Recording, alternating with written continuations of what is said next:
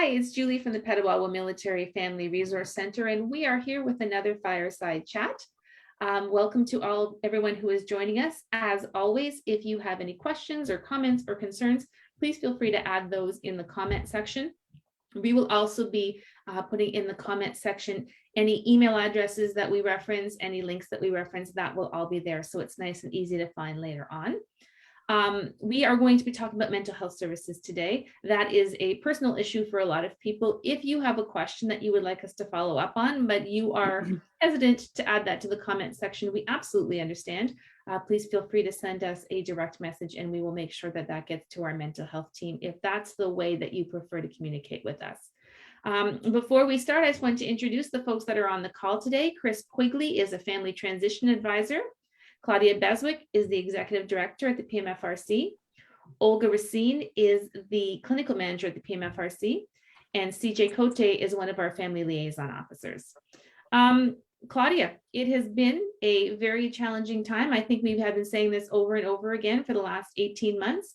It is, there are also some additional challenges that military families are facing due to COVID and just due to the regular cycle of military life. Do you want to talk about some of those challenges and barriers that families have been facing over the last little while?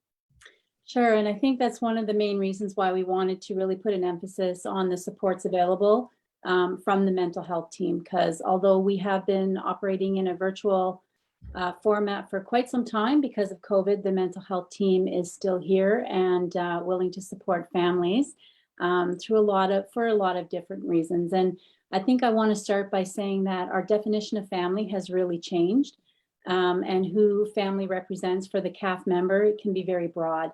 And it's important for us to have the CAF member identify who they feel is their family so we can better support the family unit. And we know every military families, they have a journey and their individual experience are very unique to them. So we don't really have a cookie cutter approach. We really want to work with the individual families. And some of those challenges, just highlighting, it could be about relocation, you know, families and children getting settled into a new community, or if a parent is struggling because the member is moving away from home. Separation from the extended family is really big, especially Petawawa, where there isn't really a lot of services around without having to travel to Ottawa, which is the nearest city, 2 hours away. Transitioning to a new healthcare system, how you look for those supports and services, and they are very limited here. Deployments, you know, Petawawa is a very active deployable base, so there's constantly training, exercises, deployments going on, and all the uncertainty about whether it's deployment, whether it's about postings, whether it's about youth looking for their own support, you know. But as MFRCs, we really take a family-centric approach. So, which is why we really want to clarify what family is to the CAF member. And I just want to encourage any family member to reach out to us if they have questions, if they need additional supports or just looking for information. Even if you don't need a social worker, reaching out to us to identify what you're looking for, what resources, supports. We have that information. We're well connected in the community. So just give us a call. The mental health team is very eager and willing to support the family in whatever that looks like for the family. Thank you. Olga, as the clinical manager, you have a team of clinicians and social workers that are on your team. Can you talk about sort of the range of services that you provide, who you serve, and who you are helping and supporting through these times? Absolutely. So our eligibility criteria for mental health services is very simple. It's basically any spouse, partner, child, parent, or relative of the serving Canadian Armed Forces member. We also including all family member of the CAF personnel that have endured an injury, illness, or have fallen as a result of military service. If we're talking about the service that we provide, it's not only focusing on individual work, it's include individual, family, couples, parenting, you name it. And if we're talking about group age, again, it's a very broad spectrum. We work with children, we work with youth, we work with adults, and sometimes even elderly parents. If we're talking about type of issues we're trying to address or we're offering, our clinical team working with clients who coping with, like I already say, illnesses, injuries, special needs, mental health issue, emotional difficulties, couples or family issues, crisis intervention, parenting, and list can go on and on and on. So it's the best to connect with us and see how we can help.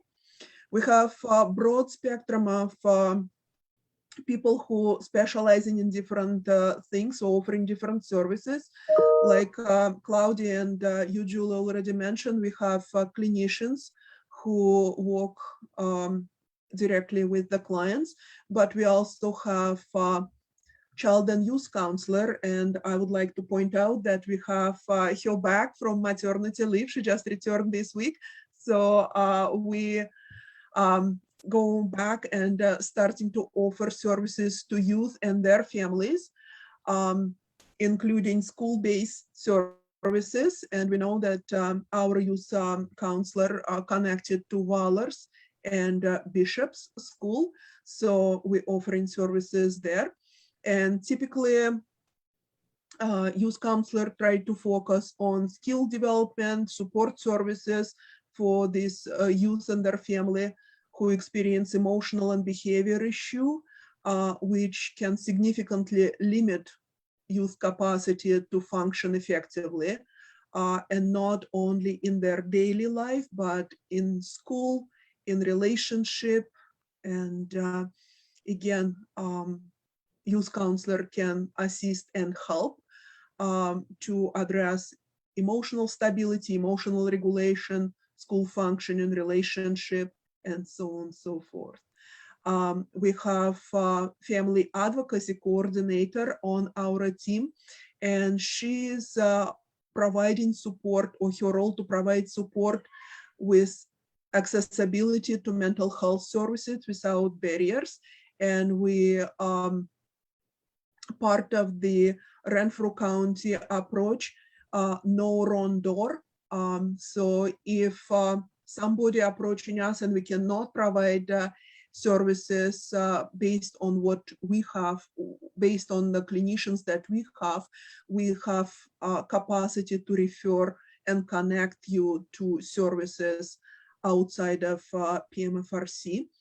Our family advocacy coordinator also managing crisis funds, and if family in short-term financial needs, we can assist you with addressing this issue, as well as family advocacy coordinator can support families to connect and access some services in a crisis situation. And then we have our flows, family liaison officers.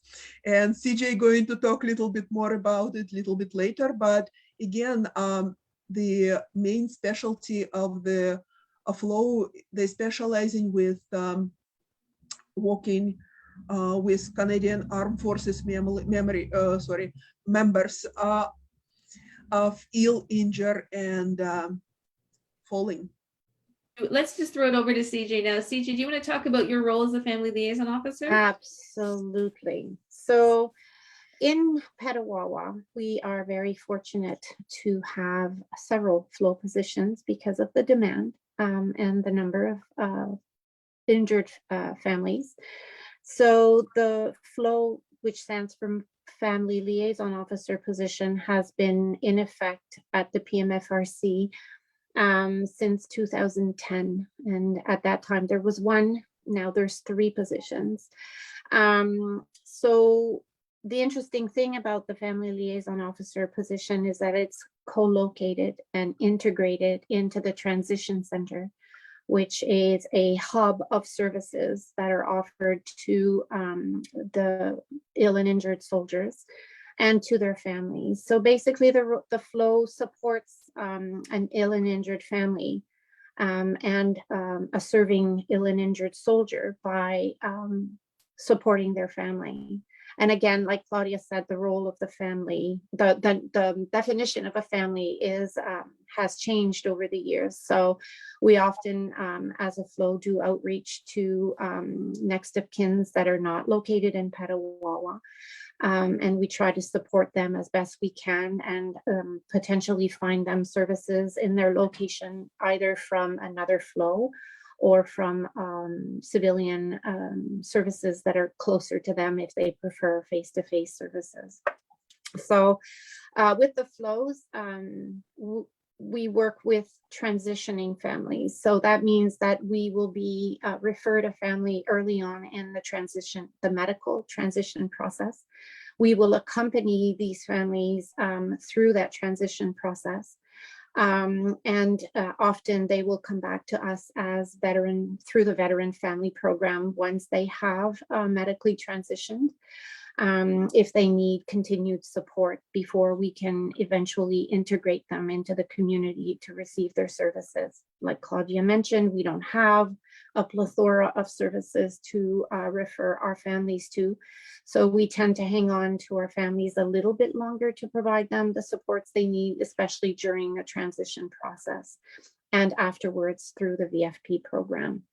Another particularity of the flow is, and as Olga mentioned, it's ill, injured, and fallen soldiers. So the flows often have survivors of a fallen soldier on their caseload, and they come to us for as long as they need the services of the family liaison officer. So we're a busy lot, and our clientele is very dear and near to our hearts, and we all feel very privileged to be able to accompany these families through the medical transition process and after. Thank you, CJ. You mentioned the Veteran Family Program, and in the comments after this section, I will put in some information, a link where you can learn more about the VFP, and also the email address for our VFP coordinator, so you can reach out to her and get information if you think that's a service that you could benefit from. Claudia, we have been through a lot in terms of COVID restrictions, and for a while, the mental health team was only able to support families by phone or on Zoom. Where are we in terms of clients being able to see folks face to face? So you're right. As part of our business resumption plan, we're primarily providing virtual services. So the mental health team has been doing mostly video and teleconferencing, but we recognize that this is not always conducive or effective for the families. So each of the clinicians will work with their clients to determine the best way to provide services that's unique to them, back to that individualized support and meeting the families where they're at. One of those options could be in person. And we really want to be able to remain flexible and offer options for the families wherever we can. And so that will mean continue virtual programming to some extent, while also offering the in-person component. All clinicians, with the exception of the flows, are working out of the family center right now. But I want to reiterate, the family center is not open to the public. So we're not taking any in-person appointments. All appointments and requests for services are still done through the family advocacy coordinator, and the only in-person sessions will be determined between the social worker and the client themselves. So I just want to make sure that people are aware that the center is not open. So you can't come knock on the door and ask to see a social worker. Everything connecting and initially seeing a social worker is through the family advocacy coordinator by email or phone. And Julie, I'm sure you will have that information in the comment section. And yeah, we'll move from there. And hopefully, the team is talking about potentially bringing back the in-person walk-in clinic, but we're just looking to see what that looks like in the new year. And once we have a plan in place, that supports all of the COVID protocols and physical distancing, then we will for sure have another session to talk about what that looks like. About the walk-in clinic. It is something that a lot of families benefited from. If you are new to Petawawa, this was something we used to do on Wednesday afternoons. You were able to walk in and do a single session with one of our clinicians.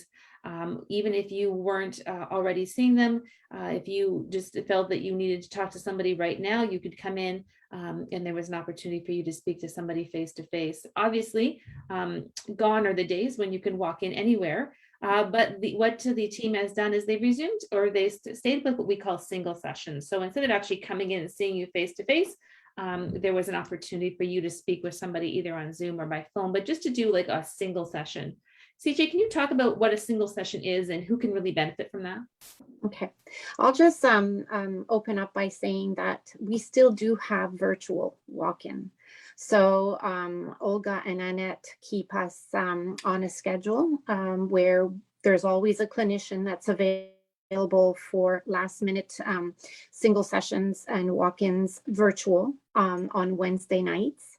And we also have a schedule that's pretty tight where every one of us on the mental health team takes a half a day where we make ourselves and clear our schedule and make ourselves available for Annette to book single sessions for us.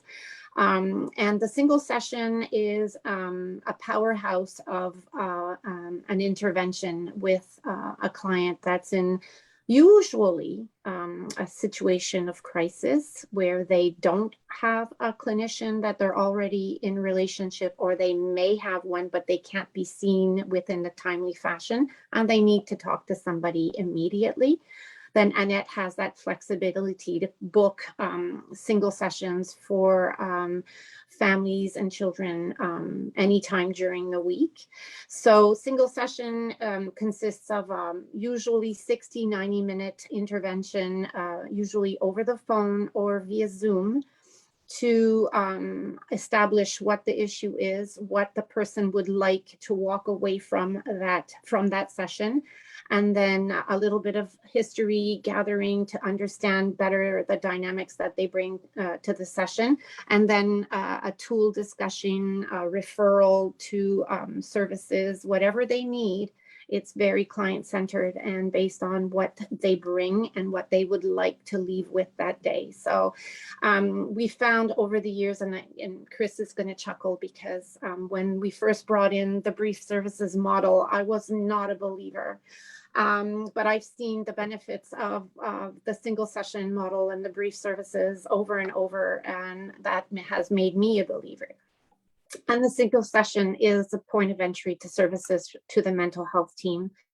It is a very powerful session that can lead to resolution and having enough tools that they can proceed to integrate in their life, or it can lead to a formal intake and opening a file for brief services afterwards. So single sessions are available. They're available to spouses, they're available to youth, they're available for children.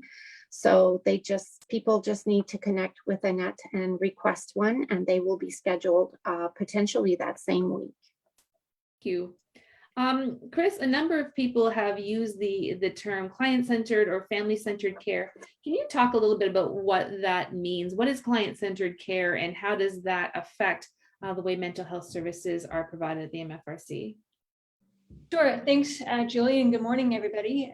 One of the things that, I'm just going to back up a little bit. One of the things that we were proudly given kudos for during our recent accreditation in the mental health department was the fact that we are client-centered. And that means we will meet families where they are at. And so one of the pieces, as CJ, as Claudia, Olga all shared earlier, it's not a one-size-fits-all piece. And so we center around the family member themselves. And when CJ shared that they come in for the single session and realize, oh gosh, I'm good with that single session, I don't need further intake, the client-centered piece is us showing the family or the person in the session that they have the tools that they need.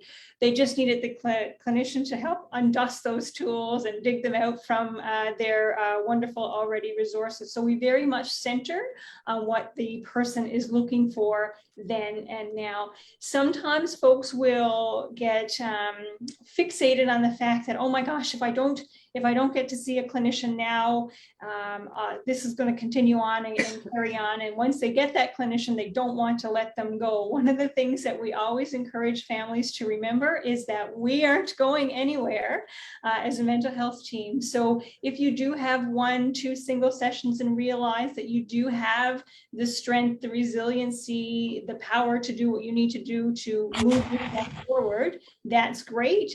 And if you feel that you're getting stuck in a couple of weeks, maybe a month or 2, always come back. And then again, we'll refocus on what you were dealing with and then pick up from there and continue on. Not any one of our clinicians know that all situations are on page 42 of Psychology Today. That's not how it works. And so we really center it on what the folks are coming in for, and we are realizing that what they're dealing with today may not be something that they deal with tomorrow, or sometimes when they are calling in, they'll start with something, but when they meet with a clinician, they'll realize, oh, that something wasn't what was bothering me. It's this something that's bothering me. So we'll center in on that for the family and the person presenting.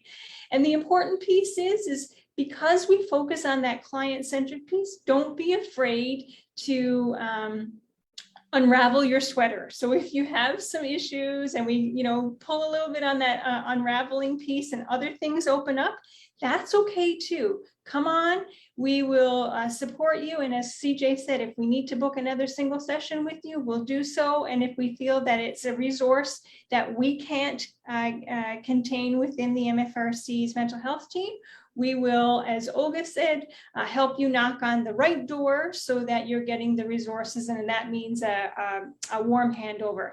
And that's a big part of client-centered work, is sometimes folks are unsure of what they're going to see when they get referred to other resources. So in our world here at the mental health team, we actually like to do that literal warm handover. So CJ is going to meet with a community mental health person with the client, do the handover and say, okay, folks, you guys now take the reins and continue on with your work. And that way the client isn't having to go in cold, so to speak, and CJ can share a lot of what the story is based on the consent of the client, of course, with the new clinicians, so that that person doesn't have to retell their story again. Again, very center focused.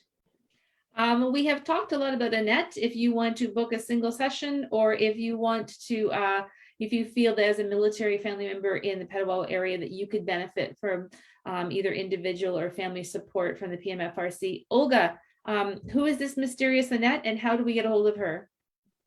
Okay, so I will kind of echo what CJ and Chris already said. Client-centered approach is very empowering approach. We're focusing on your strengths, on what you have, and we're helping you to build on what you already have. Now go back to this Annette and very mysterious person. She's our family advocacy coordinator. And Julie, I'm going to ask you to put her contact information in the link to this Fireside chat. But you can connect with her through the phone, or you can connect with her through email. And she will help you to connect with mental health team. Like we already said today, that you can anticipate that you will receive services very quickly. You don't need to go on the waiting list. And we're trying to accommodate client as fast as we can for the appointments. Thank you. We are coming close to 12 o'clock. So just to warn people that some folks have to drop off for other appointments at noon. So just don't be alarmed when you see their little boxes disappear. Chris, while we have you here, could you want to give like a little 2-minute commercial for your new role as a family transition advisor, what that role is and who you support and how people can find you? Sure. So family transition advisor with the military to civilian transition. So we are supporting military members who are releasing on a volunteer basis because their contract is finished, they're at retirement age, or they've decided to move into the civilian world. The big piece with the military to civilian transition is sometimes folks are not quite sure what that would look like if they left the military to join the civilian world. And so the transition center here in Petawawa has transition advisors that work with the military member, and I work with the family member of any transitioning member from a volunteer basis to determine whether now is the right time to transition, or if they want to stay in the military a little longer. If folks are undecided about whether or not they want to transition, and the family still has concerns or needs support either through the mental health team or any other department within the agency here at the MFRC, my role is then to connect those folks to the mental health team, to the volunteer team, to the employment services team, if they are remaining in the Canadian Armed Forces.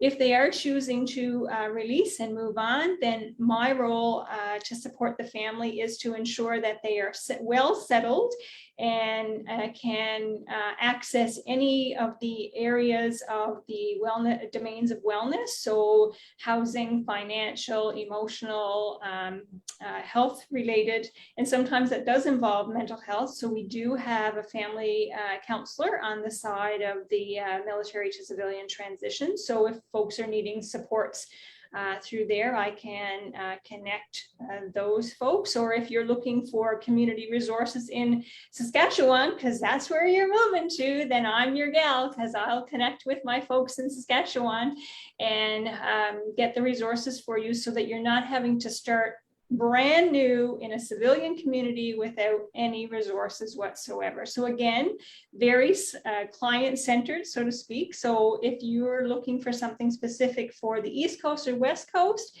and you're not sure where to go, that's where the family advocacy the family transition advisor is your best friend for sure. And really, folks in my on my team at the transition center have been kind of chuckling at me because what I've been referring myself to is the warranty. And they say, what do you mean, Chris, warranty? And what I say is, well, you're buying a new car, you don't leave the lot without your warranty. You're going into the civilian world from in a transition from a military lifestyle that you may have had for 35 years.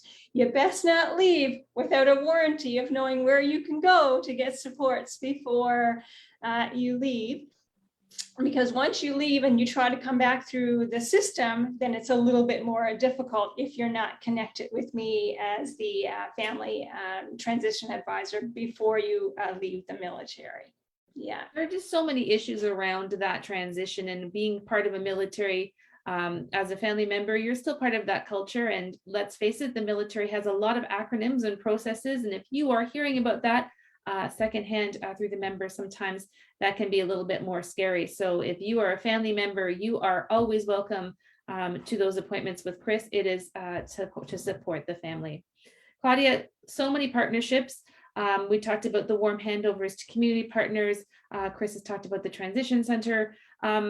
So many of the services that we provide from a mental health perspective, we are able to provide because of our partnerships. Can you talk a little bit about that before we go? I'll talk about some of the other services that are available when we are not available, right? We are not a 24/7 organization. And bye, CJ. We're not 24/7, and there are other services that families can access. We are all about options. We understand that maybe people don't want to come to the MFRC. So I'll talk about a few of the options, and then Julie will make sure that all of the Contact information and other additional information will be in the links below. So first we have CIFMAP. I think it's a familiar acronym that people are aware of, but if not, it's the Canadian Forces Members Assistance Program. It is 24/7. It's a 1-800 bilingual telephone service available 365 days a year to all Reg Force members and their immediate family members, spouses, partners, dependents, children of the member. You can access the professional counselor by phone anywhere at any time. They'll arrange an appointment within a maximum of 48 hours, and short long-term counseling options are available at no cost. There's also the Family Information Line, FIL, and this is where military family service counselors provide supportive counseling 7 days a week, 24 hours a day, also bilingual. If you call FIL, you'll be connected to one of their experienced professionals who are well-versed on CAF communities and services, also a confidential service. Then there's the crisis text line for kids. So this is Canadian Forces Morale and Welfare Services have partnered with Kids Help Phone, True Patriot Love Foundation, and Lockheed Martin Canada to launch a crisis texting service for kids from military families living in Canada. So children, youth, and young adults from military families can access free mental health and well-being support by texting the keyword CAF Kids, and the number will be listed below. And this is a service in English and is powered by the Kids Help Phone. So also it's also confidential and available day or night. The last one I want to, there's also, I don't want to forget, Strongest Families Institute. We've talked about these before. And this service is available for children or youth between the ages of 3 and 17 who are experiencing behavior issues and or anxiety.